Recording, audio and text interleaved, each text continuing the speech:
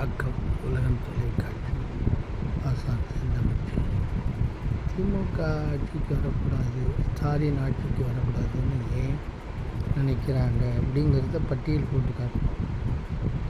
தவறுகள் ஒன்று ரெண்டு, அதெல்லாம் ஒன்றும் எல்லாத்துலேயும் இருக்குது. ஊழல்ங்கிறது உலகமயம், அது ஒன்றும் தமிழ். அது மாதிரி மது விலக்கு இந்தியமயம், உலகமயம், அது விலக்கு இல்லை என்பது. ஆகவே இதையெல்லாம் ஒரு பெரிதுபடுத்தி அல்லது ஏமாற்றி தமிழ்நாட்டை ஒன்றும் இல்லாமல் சுடுகாடு ஆக்கிடணும்னு பல கங்கணம் கட்டி கொண்டிருக்கான். இங்கே இருக்கிற காட்டி கொடுக்குற கண்காணிகளும் அந்த வேலையை செஞ்சிட்ருக்கான். சொல்லட்டும், காலை உணவு சிறுவர்களுக்கு போட்டது தவறா?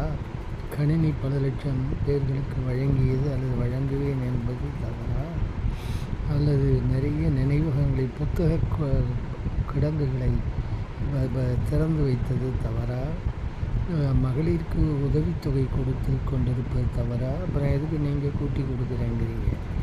ஆகவே இது என்ன தவறு? இன்னும் நிறைய தொழிற்சாலைகளில் முன்னேற்றம் கண்டு மகாராஷ்டிராவுக்கு முந்தி கொண்டிருக்கிற தொழில்துறை வளர்ச்சி. அங்கே பம்பாய் இருக்கிறதுனால எல்லாம் மாறுபடி அங்கங்கே கும்பிடலாம். இங்கே ஒன்றுமே கிடையாது, மத்திய அரசு உதவி கூட கிடையாது. ஆனால் இங்கே தொழிற்சாலைகள் பல்கி பெருகின்றன.